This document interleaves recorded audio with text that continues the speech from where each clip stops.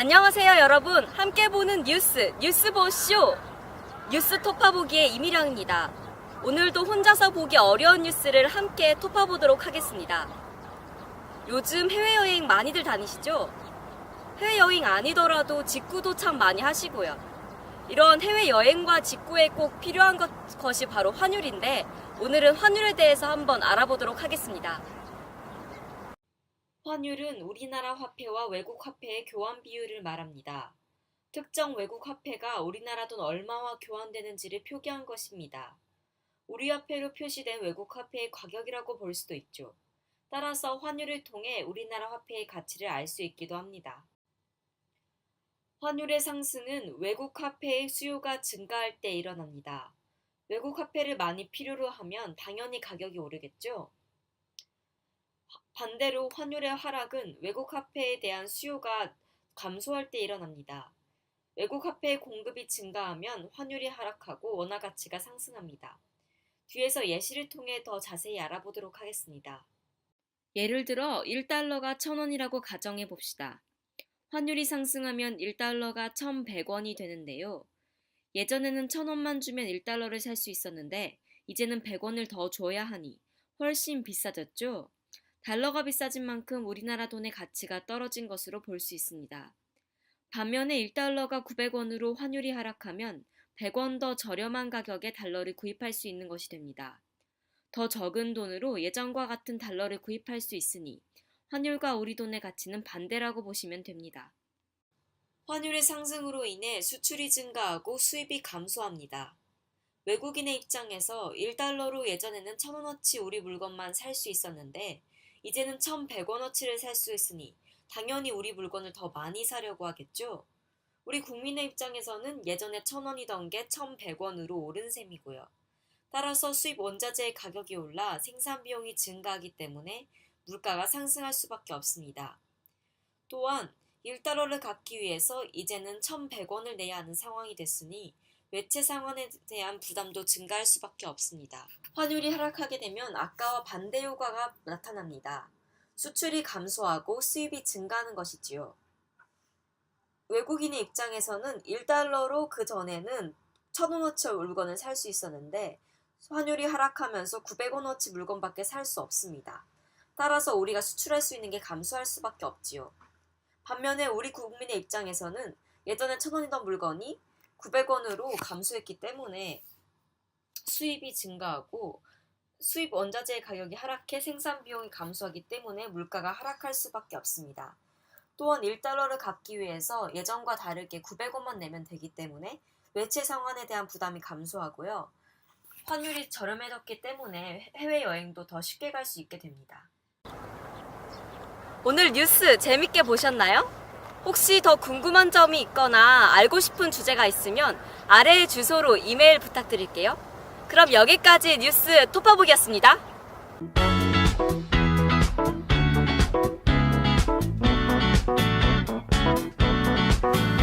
안녕하세요. 누리자 우리말의 유한주입니다. 가족, 친구, 애인과 같은 소중한 사람들에게 사랑을 표현하는 걸 부끄러워하시는 분들이 많죠. 사랑한다는 말이 부끄럽다면 사랑과 관련된 다른 말로 그 마음을 표현해 보시는 건 어떨까요? 오늘은 사랑과 관련된 순우리말을 준비해봤습니다. 첫 번째, 두남받다. 두남받다는 남다른 도움이나 사랑을 받다는 뜻입니다. 독자로 부모님의 애정을 두남받고 자랐다. 넌 두남받을 자격이 있는 아이야 와 같이 쓰일 수 있습니다. 두 번째, 너나들이 하다. 서로 너니 나니 하고 부르며 허물없이 말을 건넨다는 뜻입니다. 그 사람과는 너나들이 하는 친한 사이입니다. 서로 너나들이 하는 가까운 벗길이 이 봄의 하루를 즐기려고 피룬대에 모인 것이었다 라고 운영궁의 봄에서 쓰이기도 했습니다. 세 번째, 사랑옵다. 사랑옵다는 생김새나 행동이 사랑을 느낄 정도로 귀엽다는 뜻입니다. 넌 어쩜 그렇게 사랑오울까?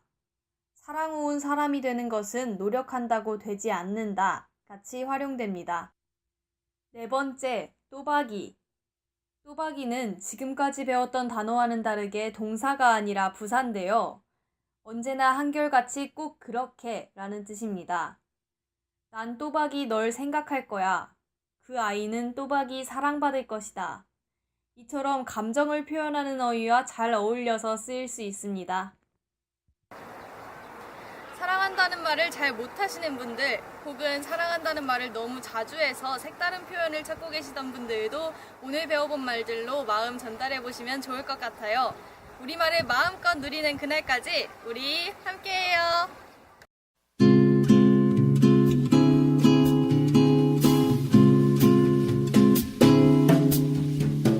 안녕하세요. 함께 보는 뉴스 보쇼입니다. 저는 마스터피스의 진행을 맡고 있는 이서연입니다.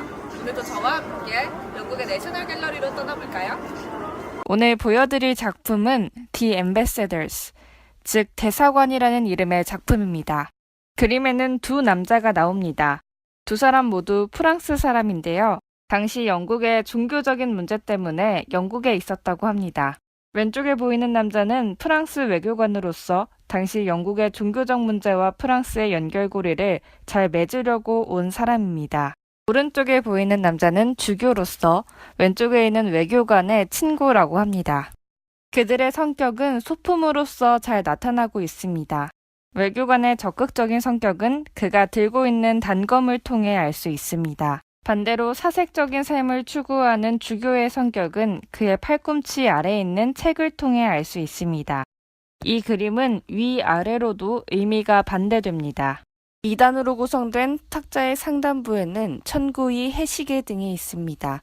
이는 하늘을 상징한다고 합니다. 하단부에는 지구이, 줄이 끊어진 류트와 피리 등이 있습니다. 이는 땅을 상징한다고 합니다. 류트를 자세히 보시면 줄이 끊어져 있습니다. 전통적으로 조화의 상징인 류트의 줄이 끊어져 있다는 것은 커져가는 구교와 신교의 불화를 상징한다고 합니다. 그러나 이 작품에서 가장 특징적인 것은 바로 하단에 있는 해골 모양입니다. 이 해골은 오른쪽 가장자리에서 보거나 거울을 통해 봐야지 그 모습이 보인다고 합니다.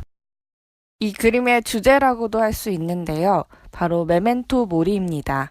메멘토 모리란 너의 죽음을 기억하라라는 뜻입니다. 작가는 신분이나 교육 정도에 상관없이 모든 사람에게 죽음이 다가오고 또 그 죽음을 기억하라라는 주제를 담고 싶어 했습니다.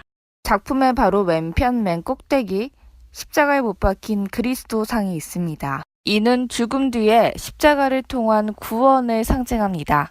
작가는 아무리 권세와 부귀, 지식과 교양을 두루 갖춘 인물일지라도 죽음은 항상 곁에 있으며 이것을 인정해야 한다는 말을 하고 싶었습니다.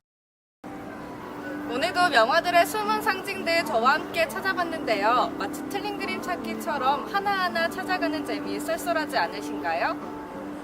다음 시간에도 저와 함께 명화들의 숨은 비밀 함께 찾아봐요.